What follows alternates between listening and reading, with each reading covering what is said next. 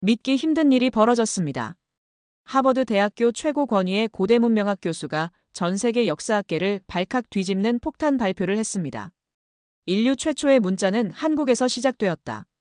시베리아 바이카로에서 발견된 미지의 문자. AI 분석 결과 한국의 가림토 문자와 87% 일치했습니다. 고조선은 단순한 고대 국가가 아니었습니다.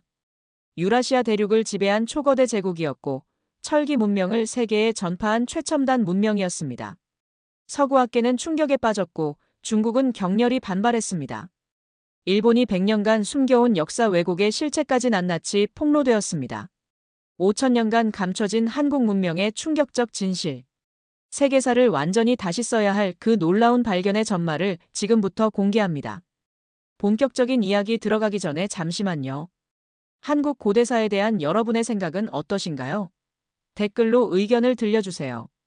그리고 이 충격적인 역사의 진실이 궁금하시다면 구독과 좋아요로 함께해주세요.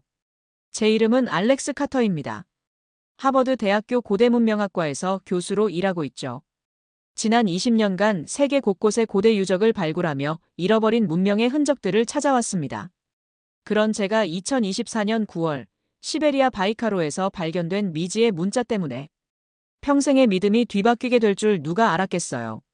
러시아 발굴팀에서 연락이 왔을 때 저는 즉시 바이카로로 향했습니다. 세계에서 가장 깊고 오래된 담수호인 바이카로, 그곳에서 무엇인가 특별한 발견이 있었다는 거였어요. 현지에 도착해보니 거대한 원형 구조물이 발굴되어 있었습니다. 돌로 만들어진 제단 같은 건축물이었죠. 하지만 정말 놀라운 건 그 구조물 곳곳에 새겨진 문자들이었어요. 석판 위에는 지금까지 본 적 없는 형태의 글자들이 정교하게 새겨져 있었습니다. 곡선과 직선이 절묘하게 조화를 이룬 문자였어요. 러시아 발굴팀장은 메소포타미아 문자와 유사하다고 했지만 저는 뭔가 다르다는 느낌을 받았습니다. 더 체계적이고 세련된 느낌이었거든요. 현장에서 며칠을 보내며 모든 문자를 꼼꼼히 기록했어요. 총 347개의 문자를 발견했습니다. 하버드로 돌아와 연구실에서 이 미지의 문자들을 분석하기 시작했죠. 처음 시도는 실패였어요. 기존에 알고 있던 어떤 고대 문자와도 맞지 않았거든요. 수메르 문자도, 이집트 상형 문자도, 인더스 문자도 아니었습니다. 그래서 최신 AI 분석 시스템을 가동시켰어요. 세계 모든 고대 문자 데이터베이스와 비교 분석을 시작했습니다. 컴퓨터가 밤새 돌아가며 분석을 진행했죠. 다음 날 아침 분석 결과를 확인하는 순간 제 심장이 멈출 뻔했어요. 화면에 떠오른 결과는 충격적이었습니다. 바이카로에서 발견된 문자가 한국의 가림토 문자와 87% 일치한다는 거였어요. 가림토 문자라니. 조선시대에 만들어진 문자라고 알고 있었는데 말이죠. 저는 즉시 확인 작업에 들어갔습니다. 혹시 시스템 오류일 수도 있잖아요. 하지만 아무리 확인해봐도 결과는 같았어요. 87.3% 일치율. 이건 우연의 일치라고 보기엔 너무 높은 수치였습니다. 사실 저는 한국에 대해 좋지 않은 감정을 갖고 있었어요. 10년 전 아버지의 회사가 한국 기업과의 부당한 거래로 큰 손실을 봤거든요. 그 일로 집안이 거의 파산 직전까지 갔었죠.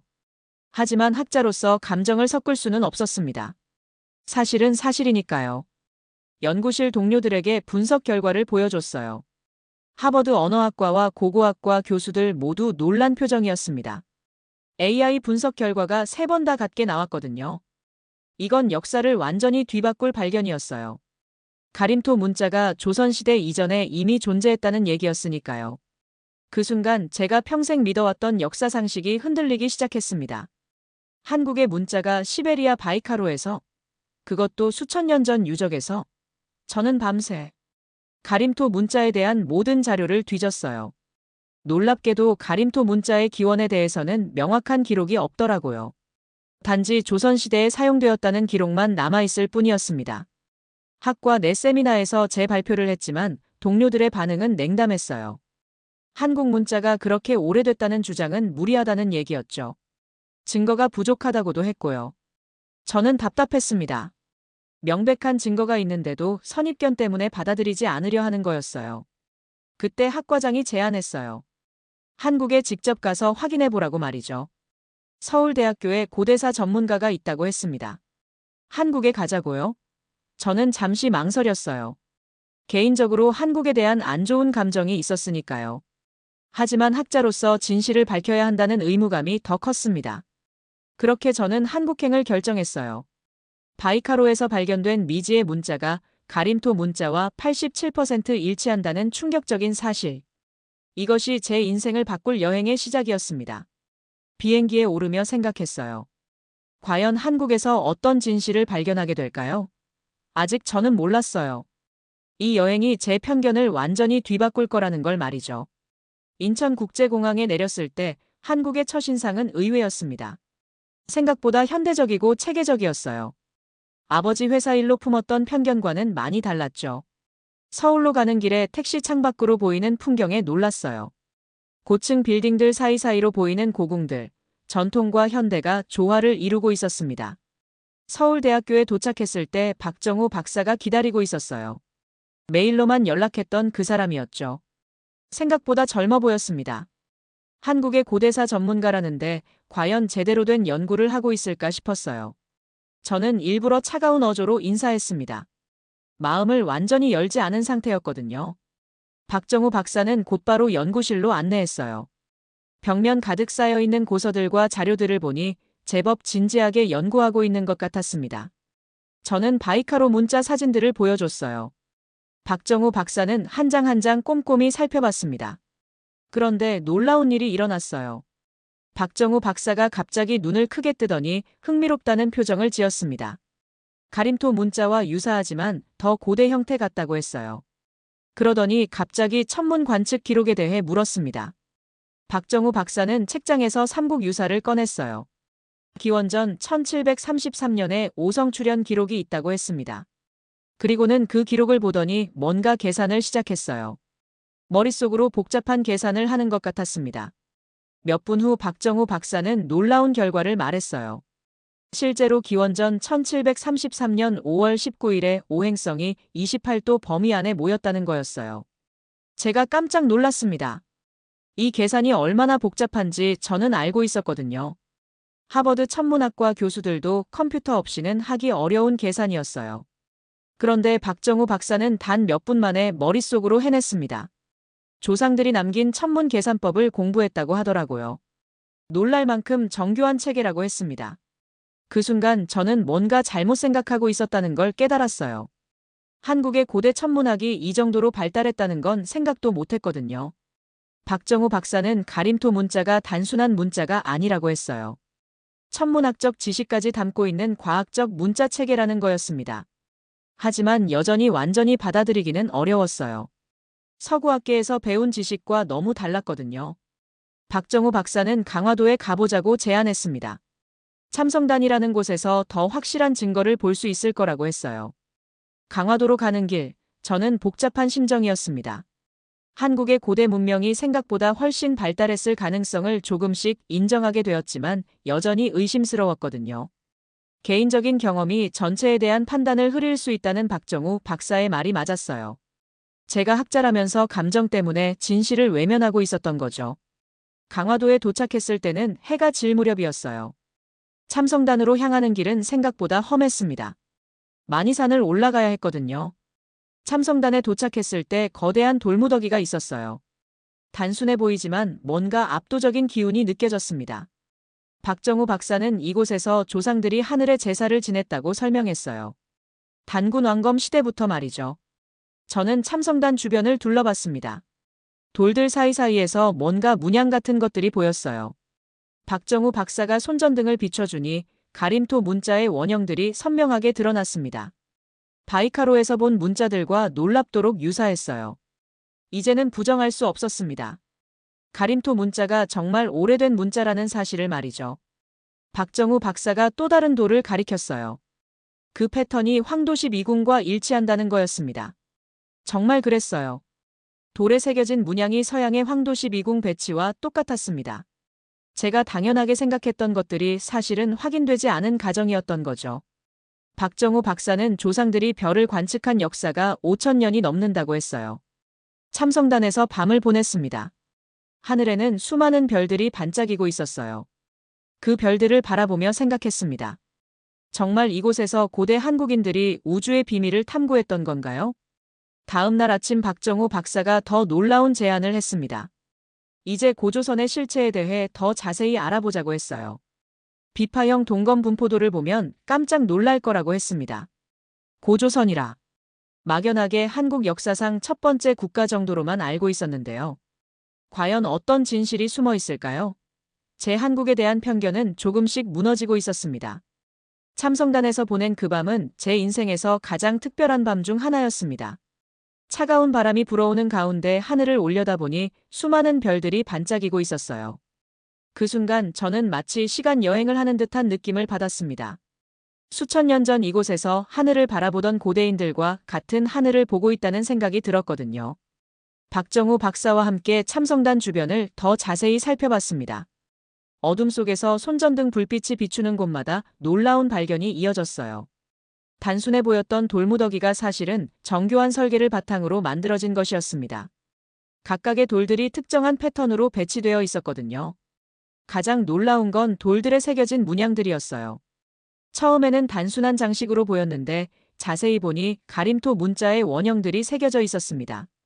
그것도 하나둘이 아니라 수십 개가 체계적으로 배열되어 있었어요. 박정우 박사가 그 문양들을 해석해 주었는데 대부분이 천체와 관련된 내용이었습니다. 더욱 놀라운 사실은 이 문양들이 황도 12궁과 정확히 일치한다는 것이었어요. 서양에서 만들어진 줄 알았던 황도 12궁이 이미 수천 년 전 이곳에 새겨져 있었던 겁니다. 양자리, 황소자리, 쌍둥이 자리부터 시작해서 물고기 자리까지 12개 별자리가 모두 정확하게 표현되어 있었어요. 박정우 박사는 더 놀라운 사실을 알려줬습니다. 참성단의 돌배치가 천체의 움직임을 그대로 반영하고 있다는 거였어요. 춘분점, 하지점, 추분점, 동지점이 모두 정확하게 표시되어 있었습니다. 이는 고대 한국인들이 천문학에 대해 놀라운 지식을 갖고 있었다는 증거였어요. 저는 그 순간 깊은 충격을 받았습니다. 제가 서구 중심적 사고에 얼마나 빠져 있었는지 깨닫게 되었거든요. 고대 문명은 메소포타미아와 이집트에서 시작됐고 동양은 그보다 뒤처진 문명이라고 생각했었어요. 하지만 참성단에서 본 것들은 그런 생각이 완전히 잘못됐다는 걸 보여줬습니다. 참성단에서 발견한 또 다른 놀라운 것은 우주지도였어요. 돌판 하나에는 여러 개의 원이 동심원으로 그려져 있었는데 이것이 바로 고대 한국인들이 그린 우주구조도였던 겁니다. 가장 안쪽 원은 지구를, 그 다음 원들은 달과 태양, 오행성의 궤도를 나타내고 있었어요. 가장 바깥쪽 원은 항성들의 영역을 표시한 것 같았습니다. 이런 우주관이 수천 년 전에 이미 존재했다는 사실이 저를 경악하게 했어요.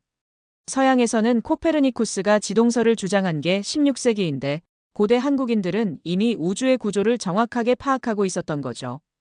이것이 과연 우연일까요? 아니면 고대 한국 문명이 우리가 생각했던 것보다 훨씬 발달했던 걸까요? 박정우 박사와 함께 참성단에서 일출을 기다렸습니다. 동쪽 하늘이 조금씩 밝아오기 시작했어요. 그런데 신기한 일이 일어났습니다. 해가 뜨는 방향이 참성단의 특정 돌 사이로 정확히 일치하는 거였어요. 이는 참성단이 천문 관측소로서의 기능을 했다는 증거였습니다. 그 순간 저는 마치 시간의 벽이 무너지는 듯한 느낌을 받았어요. 수천 년 전 이곳에서 하늘을 관측하던 고대인들의 모습이 눈앞에 떠오르는 것 같았습니다. 그들은 단순히 하늘의 움직임을 관찰하는 것에 그치지 않고 그것을 문자로 기록하고 돌에 새겨 후세에 전하려 했던 거죠. 저는 그제서야 가림토 문자의 진정한 의미를 이해하기 시작했습니다. 이 문자는 단순히 소리를 표현하는 도구가 아니었어요. 우주의 원리와 천체의 움직임을 담은 과학적 기록 체계였던 겁니다. 각각의 문자가 하나의 별자리나 천체 현상을 상징하고 있었어요. 참성단을 떠나면서 저는 마음속으로 다짐했습니다. 이제 더 이상 서구 중심적 편견에 사로잡히지 않겠다고 말이에요. 사실에 기반해서 역사를 다시 써야 한다고 생각했습니다. 한국의 고대 문명이 세계사에서 차지하는 진정한 위치를 찾아줘야 한다고 느꼈어요. 박정우 박사는 이제 본격적으로 고조선에 대해 알아보자고 제안했습니다. 비파형 동검의 분포를 보면 고조선이 얼마나 거대한 제국이었는지 알 수 있을 거라고 했어요. 저는 기대와 설렘으로 가득했습니다. 과연 어떤 놀라운 사실들이 더 기다리고 있을까요? 참성단에서의 경험은 제 학자 인생에서 가장 큰 전환점이 되었습니다. 서울대학교 연구실로 돌아온 저는 완전히 다른 사람이 되어 있었습니다. 참성단에서의 경험이 제 고정관념을 송두리째 흔들어 놓았거든요. 박정우 박사는 지도 하나를 펼쳐놓으며 이제 진짜 놀라운 얘기를 해주겠다고 했어요. 비파형 동검의 분포도였습니다. 지도를 보는 순간 저는 말을 잃었어요. 비파형 동검이 발견된 지역이 상상을 초월했습니다. 한반도는 물론이고 만주, 연해주, 몽골, 심지어 카자흐스탄까지 유라시아 대륙의 엄청난 지역에 걸쳐 분포하고 있었거든요. 이게 바로 고조선의 영역이라는 거였어요. 박정우 박사는 비파형 동검이 고조선 특유의 청동기 기술로 만들어진 것이라고 설명했습니다. 이 동검들은 모두 같은 제작 기법과 디자인을 보여주고 있었어요. 이는 하나의 통일된 문화권, 즉 거대한 제국이 존재했다는 증거였습니다. 그 제국이 바로 고조선이었던 거죠. 더 놀라운 사실은 비파형 동검의 연대였어요. 가장 오래된 것이 기원전 15세기까지 거슬러 올라간다는 겁니다. 이는 고조선이 우리가 생각했던 것보다 훨씬 이른 시기에 존재했다는 뜻이었어요. 그것도 단순한 부족 국가가 아니라 거대한 영토를 지배하는 제국으로 말이죠. 박정우 박사는 컴퓨터로 더 자세한 분석 결과를 보여줬습니다. 비파형 동검의 분포 밀도, 제작 기법의 정교함, 부장품과의 연관성 등을 종합해보면 고조선은 당시 세계에서 가장 강력한 제국 중 하나였을 가능성이 높다는 거였어요. 영토 면적만 봐도 로마 제국 전성기와 맞먹는 수준이었습니다. 그런데 더욱 충격적인 것은 고조선과 수메르 문명의 연관성이었어요. 박정우 박사가 보여준 자료에 따르면 수메르 지역에서도 가림토 문자와 유사한 문자가 발견되고 있었습니다. 또한 수메르의 신화와 고조선의 단군 신화 사이에도 놀라운 유사점들이 있었어요. 하늘에서 내려온 신의 아들이 인간 세상을 다스린다는 기본 구조가 똑같았습니다. 수메르의 하늘신 안과 고조선의 환인, 땅으로 내려온 아들인 엘릴과 환웅의 역할도 유사했어요. 이는 단순한 우연이라고 보기엔 너무 구체적이고 체계적이었습니다. 박정우 박사는 더 나아가 천문학적 연관성도 지적했어요. 수메르인들이 기록한 천체 관측 기록과 고조선의 천문 기록들 사이에도 공통점이 많다는 겁니다. 특히 오행성의 회합 주기를 계산하는 방법이 거의 동일했어요. 이는 두 문명 사이에 지식 교류가 있었거나 아니면 더 큰 공통 원류가 있었다는 것을 시사했습니다. 저는 이 모든 증거들을 종합하면서 기존의 역사관이 완전히 뒤바뀌는 것을 느꼈어요. 동양의 문명이 서양보다 뒤처졌다는 생각이 얼마나 잘못된 것인지 깨달았습니다.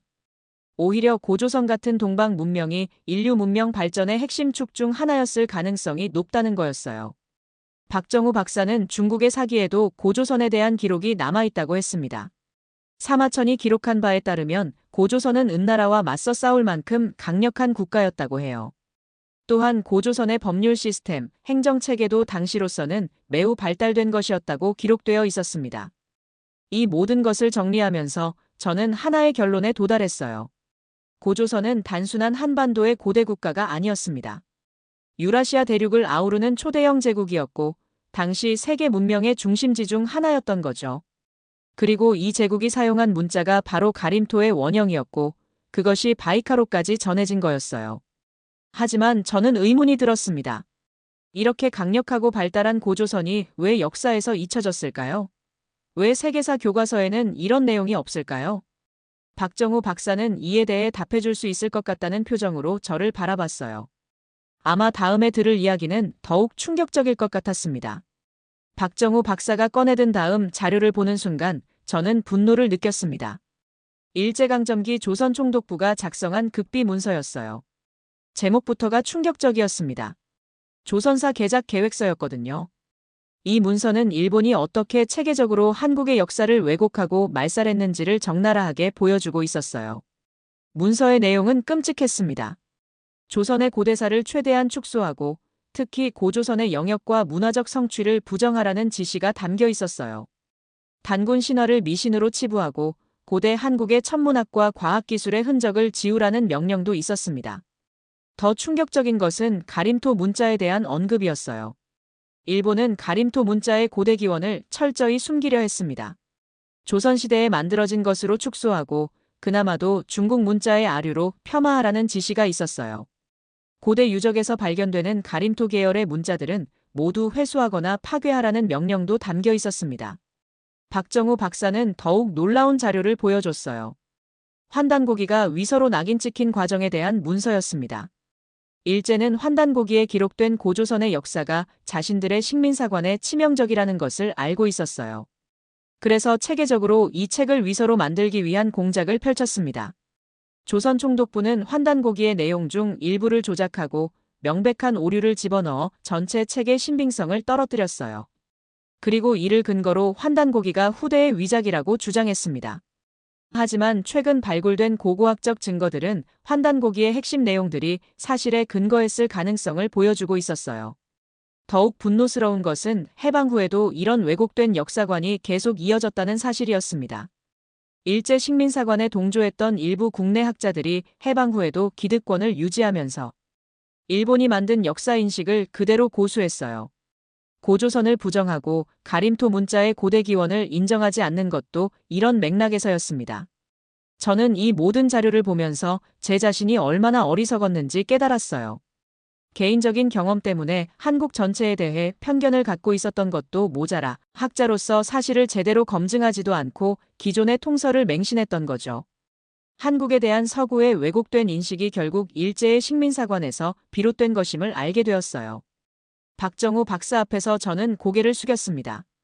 한국과 한국 역사에 대해 잘못 생각했던 것을 진심으로 사과했어요. 개인적인 감정 때문에 학문적 객관성을 잃었던 것도 부끄러웠습니다. 박정우 박사는 이해한다며 따뜻하게 맞아주었어요. 하지만 분노는 가라앉지 않았습니다.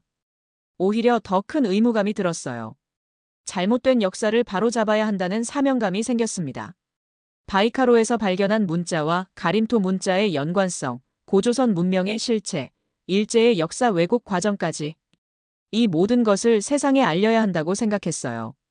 박정우 박사와 저는 더 확실한 증거를 찾기 위해 중국으로 가기로 했습니다. 치우천왕에 대한 기록을 조사하기 위해서였어요. 중국의 고대 문헌에는 치우가 동이족의 지도자였다고 기록되어 있다고 했습니다. 그리고 치우가 철제 무기를 처음 사용한 사람이라는 기록도 있었어요. 베이징으로 향하는 비행기에서 저는 생각했습니다. 역사란 무엇일까요? 진실은 어떻게 왜곡되고 숨겨지는 걸까요? 그리고 학자로서 제가 해야 할 일은 무엇일까요? 한 가지 확실한 것은 더 이상 편견에 사로잡혀서는 안 된다는 거였어요. 사실과 증거에만 기반해서 역사를 재구성해야겠다고 다짐했습니다. 베이징에 도착한 저는 중국 국가도서관으로 향했습니다. 박정우 박사와 함께 치우천왕에 대한 고대 문헌들을 조사하기 위해서였어요. 중국 과학원의 리창 교수가 저희를 도와주기로 했습니다. 하지만 처음 만났을 때 그의 표정은 영 좋지 않았어요. 리창 교수는 중국의 고대사 전문가로 유명한 인물이었습니다. 하지만 치우가 동이족이라는 주장에 대해서는 강하게 반발하고 있었어요. 치우는 중국의 조상이라고 주장했습니다. 저는 이런 민족주의적 감정을 이해할 수 있었지만 학문적 진실은 별개의 문제라고 생각했어요. 우선 사마천의 사기부터 살펴봤습니다. 사기에는 치우가 구리와 철로 무기를 만들었다고 기록되어 있었어요. 그리고 황제와 치우가 탕록에서 큰 전쟁을 벌였다는 내용도 있었습니다. 흥미로운 점은 치우가 단순한 야만족이 아니라 고도의 기술 문명을 가진 집단의 지도자로 묘사되어 있다는 것이었어요. 더 놀라운 것은 산해경의 기록이었습니다. 산해경에는 치우가 동이족의 지도자이며 동방에서 왔다고 명시되어 있었어요. 또한 치우족이 철제 재련 기술의 최초 개발자라고 기록되어 있었습니다. 이는 동이족, 즉 고조선 계열의 민족이 철기 문명을 선도했다는 의미였어요. 리창 교수는 이런 기록들을 다르게 해석하려 했습니다. 치우가 동이족이라는 것은 후대의 기록이고 원래는 중국인이었다고 주장했어요. 하지만 박정우 박사가 제시한 고고학적 증거는 강력했습니다. 고조선 지역에서 발견된 철기 유물들이 중국보다 훨씬 이른 시기의 것들이었거든요. 특히 비파형 동검과 함께 발견된 철기 무기들은 기원전 8세기까지 거슬러 올라갔습니다. 이는 중국에서 철기가 본격 사용되기 시작한 춘추시대보다 23세기나 앞선 것이었어요. 고조선이 철기 문명을 중국에 전했을 가능성을 보여주는 증거였습니다. 더욱 결정적인 것은 갑골문의 기록이었어요. 상나라 갑골문에는 동방의 이족이 강력한 철제 무기를 가지고 있다는 기록이 여러 번 나옵니다. 그들이 바로 치우의 후예인 고조선인들이었을 가능성이 높았어요. 상나라가 동이족을 두려워했다는 기록도 많이 남아 있었습니다. 저는 리창 교수와 열띤 토론을 벌였습니다. 학문적 토론이었지만 감정이 격해지기도 했어요. 리창 교수는 중국이 세계 문명의 중심이라는 생각에 빠져 있었습니다. 하지만 증거는 분명했어요. 고조선이 동아시아 철기 문명의 발원지였고 치우는 그 상징적 인물이었던 거죠. 마침내 리창 교수도 증거 앞에서 무릎을 꿇었습니다. 고대 중국 문헌들을 종합해보니 치우가 동이족 출신이라는 것을 부인할 수 없었어요. 그는 마지못해 인정했습니다. 치우는 동이족의 지도자였고 동이족은 고조선의 선조들이었다고 말이죠. 더 나아가 우리는 놀라운 발견을 했어요. 중국의 여러 지역에서 발견되는 고대 재련소 유적들이 대부분 동이족의 활동 지역과 일치한다는 것이었습니다. 이는 철기 재련 기술이 고조선에서 중국으로 전해졌다는 것을 뒷받침하는 증거였어요. 리창 교수는 연구 결과를 정리하면서 말했습니다. 치우천왕과 동이족의 철기 기술이 동아시아 문명 발전에 끼친 영향을 무시할 수 없다고 인정했어요. 고조선이 단순한 변방의 소국이 아니라 당시 세계 최고 수준의 기술 문명을 가진 강국이었다는 사실도 받아들였습니다. 베이징에서의 연구를 마치며 저는 확신을 갖게 되었어요. 고조선은 인류사에서 매우 중요한 위치를 차지하는 문명이었습니다. 가림토 문자, 천문학, 철기 기술까지 모든 분야에서 세계를 선도하는 문명이었던 거죠. 이제 이 사실을 세계에 알릴 때가 왔다고 생각했습니다. 유네스코 본부에서 국제학술 발표를 하기로 했습니다. 바이카로 문자부터 고조선 문명까지 그동안 발견한 모든 증거들을 세계학계에 공개하기로 한 거예요. 과연 세계의 학자들은 어떤 반응을 보일까요? 진실은 결국 승리한다고 믿었습니다. 파리 유네스코 본부에 도착한 순간부터 저는 긴장했습니다. 세계 각국의 고고학자, 언어학자, 역사학자들이 모인 국제학술회의였어요. 제가 발표할 내용이 얼마나 파격적인지 알고 있었거든요. 바이카로 문자와 가림토 문자의 연관성, 고조선 문명의 실체를 공개하는 자리였으니까요. 때 회의실은 상당히 웅장했습니다. 각국 대표들이 자국 언어로 통역을 들으며 제 발표를 기다리고 있었어요. 옥스퍼드의 윌리엄 스미스 교수, 소르본의 피에르 뒤부아 교수, 도쿄대의 다나카 교수까지 세계적으로 유명한 학자들이 모두 참석했습니다. 박정우 박사와 함께 준비한 프레젠테이션은 완벽했어요. 바이카로에서 찍은 문자 사진부터 AI 분석 결과, 참성단의 천문 관측 장치, 비파형 동검의 분포도, 일제의 역사 왜곡 문서까지 모든 증거를 체계적으로 정리했습니다. 발표를 시작하자마자 회의장의 분위기가 바뀌었어요. 바이카로 문자와 가림토 문자의 87% 일치율을 발표했을 때 여기저기서 웅성거리는 소리가 들렸습니다. 일부 학자들은 믿을 수 없다는 표정을 지었어요. 하지만 AI 분석 과정을 자세히 설명하자 점점 진지한 분위기가 되었습니다. 고조선의 영역을 보여주는 비파형 동검 분포도가 스크린에 나타났을 때 회의장은 조용해졌어요. 유라시아 대륙에 걸친 거대한 범위를 보고 모두가 놀란 것 같았습니다. 윌리엄 스미스 교수가 질문했어요. 정말 이 모든 지역이 하나의 문화권이었느냐고 말이죠. 박정우 박사가 대답했습니다. 같은 제작 기법, 같은 디자인, 같은 시대의 유물들이 이 넓은 지역에서 발견되고 있다고 설명했어요. 이는 강력한 정치적 통합체가 존재했다는 증거라고 했습니다. 피에르 뒤부아 교수도 고개를 끄덕였어요. 가장 충격적인 반응을 보인 것은 참성단의 천문 관측 기록이었습니다. 황도시 미궁이 정확히 새겨진 돌판 사진을 보여줬을 때 회의장에서 탄성이 터졌어요. 서양보다 훨씬 이른 시기에 이미 이런 정교한 천문학이 존재했다는 것을 믿기 어려워하는 것 같았습니다. 다나카 교수가 강하게 반박하려 했어요. 일본의 고고학계를 대변하는 입장에서 고조선의 선진성을 인정하기 어려웠을 겁니다. 하지만 일제강점기 조선 총독부의 역사 왜곡 문서를 공개하자 그도 할 말을 잃었어요.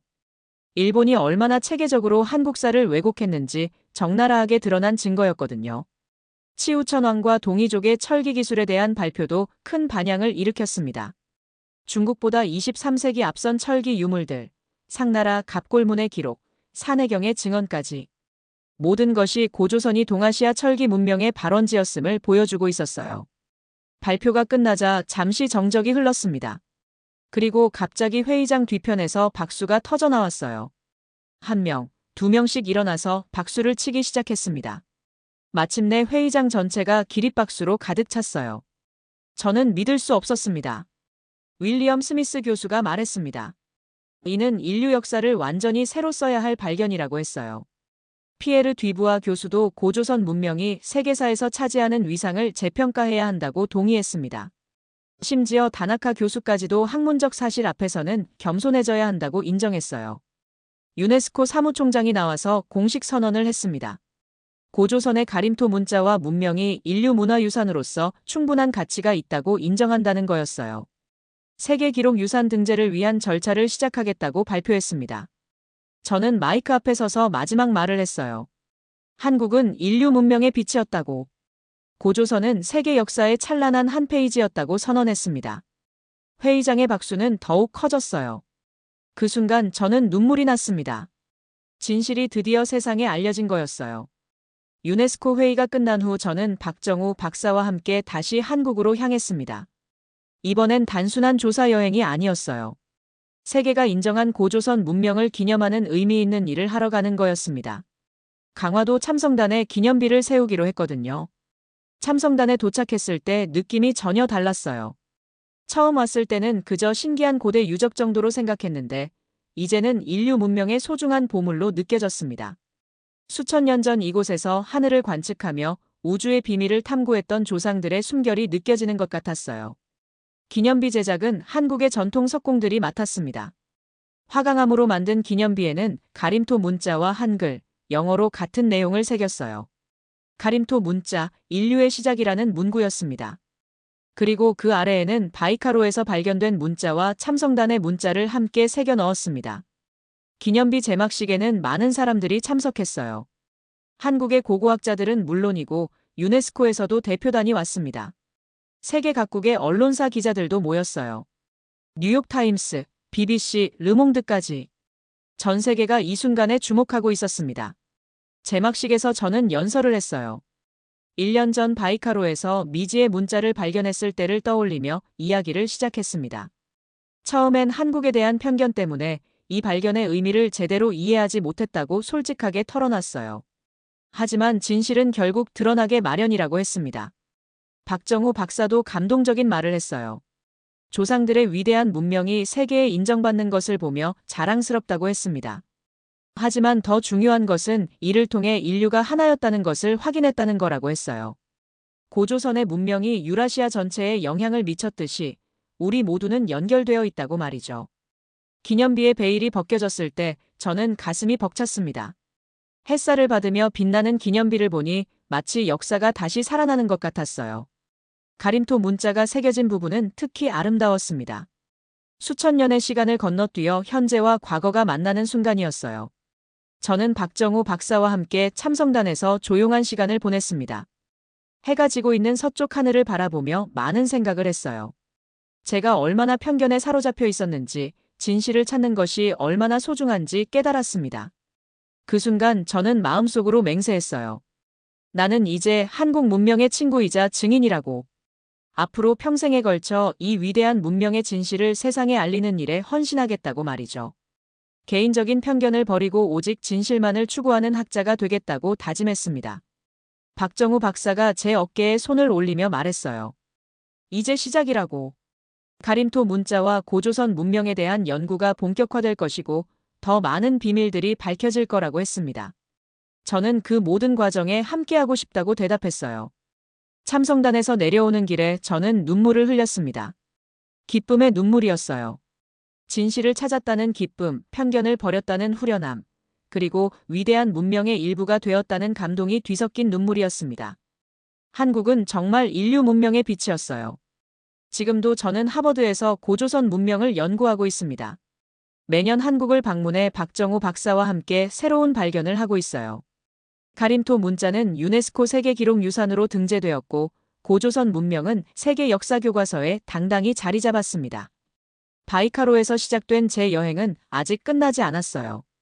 인류 문명의 진실을 밝히는 일, 그것이 바로 제가 평생 해야 할 일이라고 생각합니다. 고조선의 가림토 문자가 보여준 것처럼 진실은 언제나 빛을 발하게 마련이니까요. 가림토 문자는 단순한 글자가 아니었습니다. 인류 문명의 시작을 알리는 신호였습니다. 고조선의 진실이 세상에 알려진 지금 저는 확신합니다. 역사는 결코 감출 수 없다는 것을. 진실은 언젠가 반드시 빛을 본다는 것을. 편견을 버리고 진실을 마주한 그날, 저는 비로소 진정한 학자가 되었습니다. 한국은 인류 문명의 빛이었고 지금도 그 빛은 계속되고 있습니다. 이 이야기가 여러분에게도 새로운 시각을 선사했기를 바랍니다. 구독과 좋아요 잊지 마세요.